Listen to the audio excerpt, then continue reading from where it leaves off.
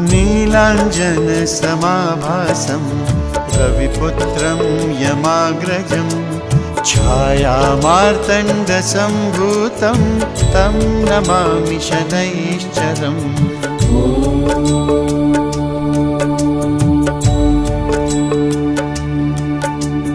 नीलाञ्जनसमाभासं रविपुत्रं यमाग्रजं छायामार्तण्डसम्भूतं तं नमामि शनैश्चरम्।